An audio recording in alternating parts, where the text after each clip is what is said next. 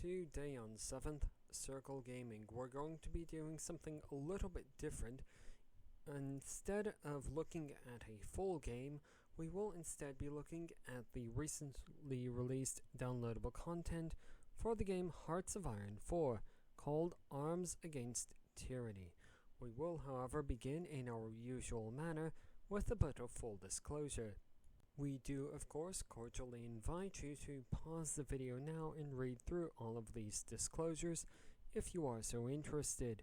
For everyone that isn't interested, don't pause the video and we'll move on to our first screenshot.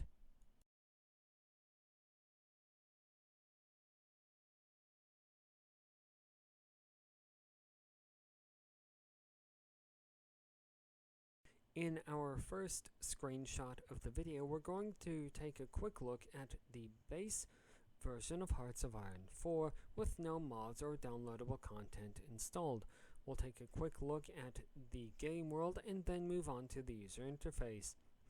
The game world is rendered in a pretty standard style for the grand strategy genre.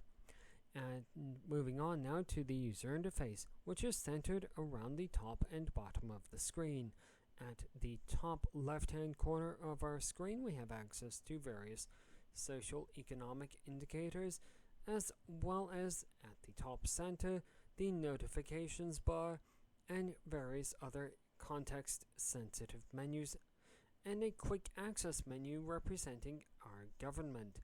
At the top right-hand corner of the screen is the system menu, which includes some various overlays. At the bottom right-hand corner of the screen, we have access to additional overlays, and at the bottom center of the screen can be found some context-sensitive menus. In our next screenshot of the video, we're now going to look at Hearts of Iron 4 with the downloadable content installed. The game world hasn't changed in any significant way, so let's now move on and talk about the user interface. The observant among you have already noticed one new button at the top left-hand corner of the screen. This is the International Goods Market, which allows players to trade various goods with other countries in return for production values. As nearly as we can determine, there are no other changes between this and the base version of the game as far as the user interface is concerned.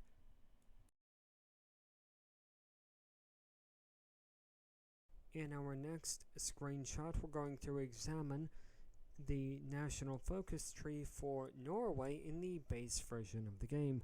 We don't see a lot of uniqueness here. It's pretty standard for any country that hasn't already received a DLC dedicated to it. Absent are any references to political leaders of the period from the particular country being addressed. We also don't see any socio-economic movements that were present at the time.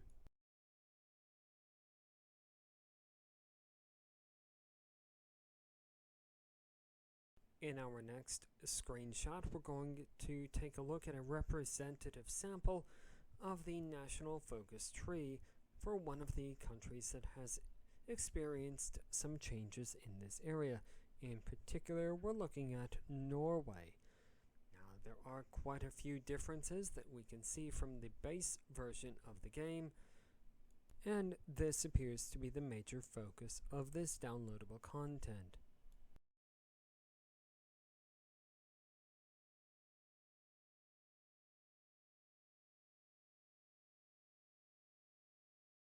That's all the screenshots we have for you today on this video, so let's now move on to our first proper chapter, which is, as it always is, immersion. The more observant among you may have already noticed that there is no score for this chapter, and that's something that we're going to carry through on the rest of the video, as this really doesn't represent a significant change to the base version of the game. You're welcome to refer to our first analysis of the game if you're interested in a rough idea of what this score might be. Now then, we don't have any additional notes for immersion, so we'll now move on to our second chapter, which is, again, difficulty.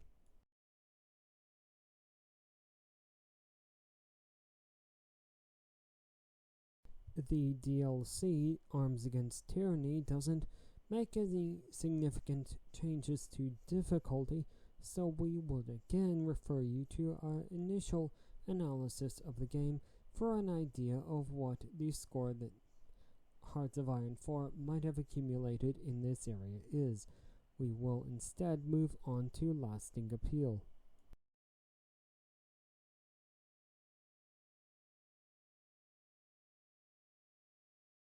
The DLC, Arms Against Tyranny, does increase the uniqueness of the countries that are addressed by the downloadable content, that being the Scandinavian region, including Poland.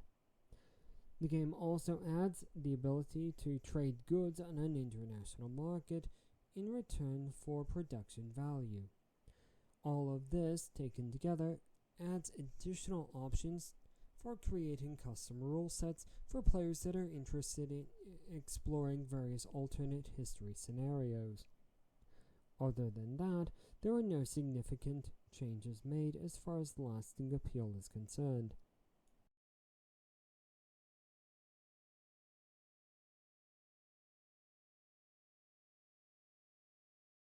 In the final assessment, the DLC Arms Against Tyranny does add some significant features to the game, that being the increased complexity of countries in the Scandinavian region and Poland, as well as the international goods market.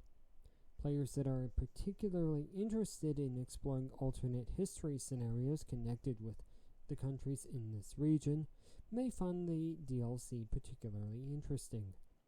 We would just be somewhat remiss if we did not mention that the manufacturer's suggested retail price of the downloadable content represents approximately 50% of the base version of the game.